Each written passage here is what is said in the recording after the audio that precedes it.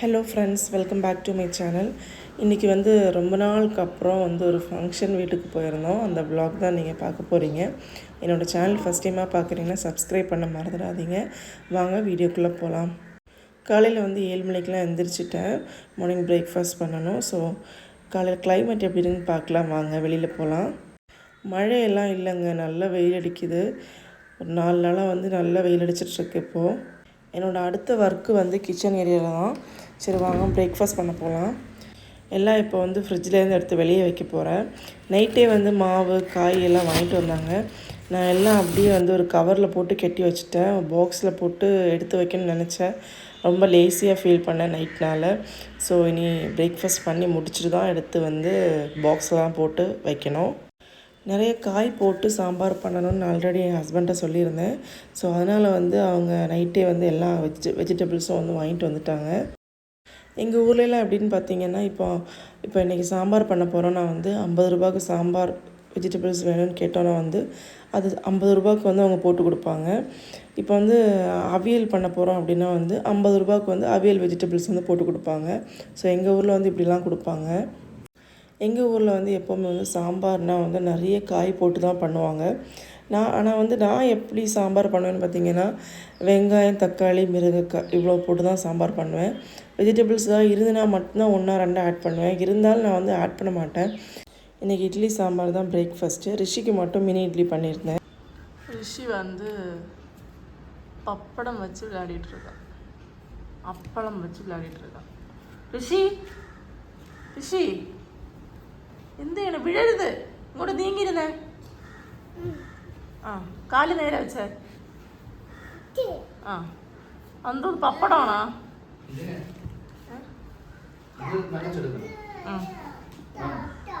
വേണ്ട, പോയി രണ്ടും ചീത്തയായി.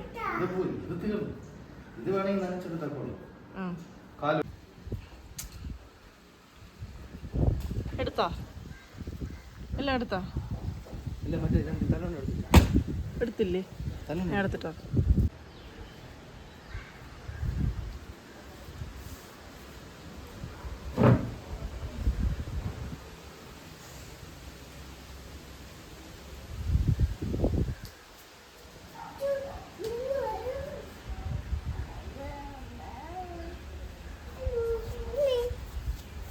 തല കാണിച്ച, ഹെയർ സ്റ്റൈൽ കാണിച്ച, ഇന്നലെ മുടി വെട്ടി കാണിച്ച, നീ വാ കാണിച്ച, ഇങ്ങോട്ട് ഇവിടെ പുറത്ത്.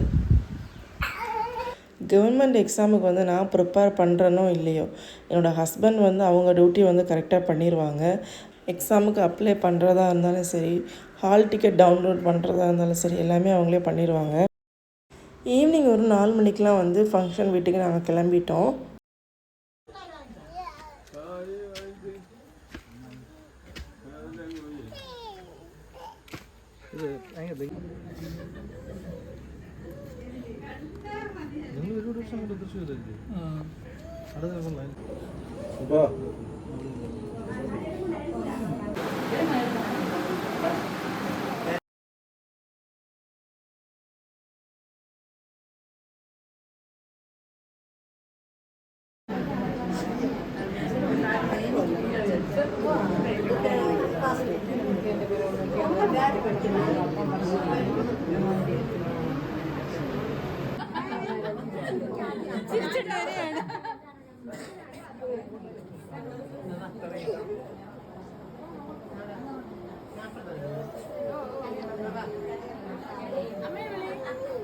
ஃபங்க்ஷன் வீடு டிஎனில் தான். எங்கள் வீட்டிலேருந்து ஒரு 1 ஹவரில் போயிடலாம்.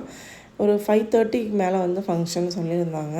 நாங்கள் கரெக்டாக 5:30க்கு முன்னாடி வந்துட்டோம். நாங்கள் தான் ஃபஸ்ட்டாக வந்தோம். 6:30க்கெல்லாம் கேக்கு கட் பண்ணாங்க.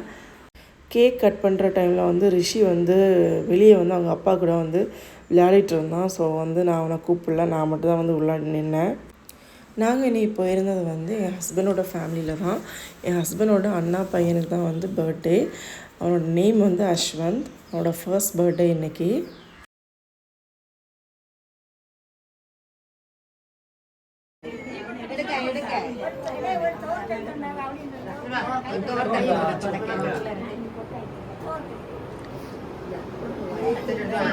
எடுத்து கொடுத்து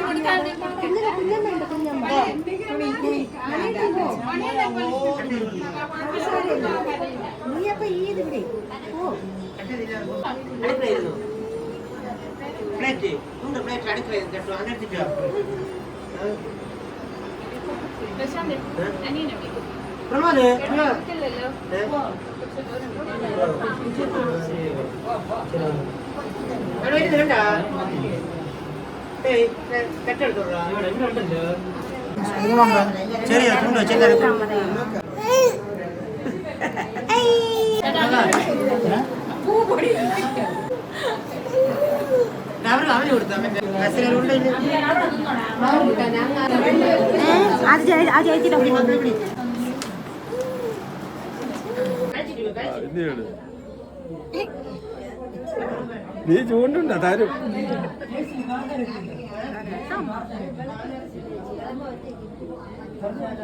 മതിയാ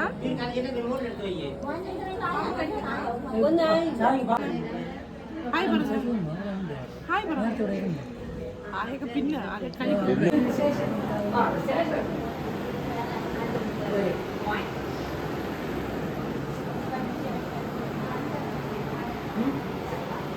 എന്തോ നോക്കണേ അവിടെ പോണു ഇവിടെ വരണം ഡാ അതെടുക്കല്ലേ ഇങ്ങി വാ അത് അങ്ങ് പോ ആ മതി മതി മതി പോ നൈറ്റടാ അത്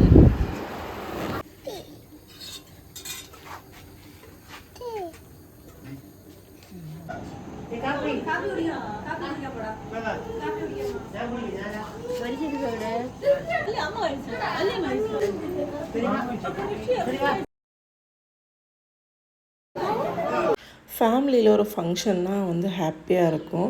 ரிஷியும் வந்து இன்றைக்கி வந்து ரொம்ப ஹாப்பியாக இருந்தான். எப்போவுமே வீட்டில் இருந்து இப்போ வந்து வெளியில் போய் வந்து பசங்களோட வந்து ஜாலியாக வந்து விளையாடிட்டு இருந்தான்.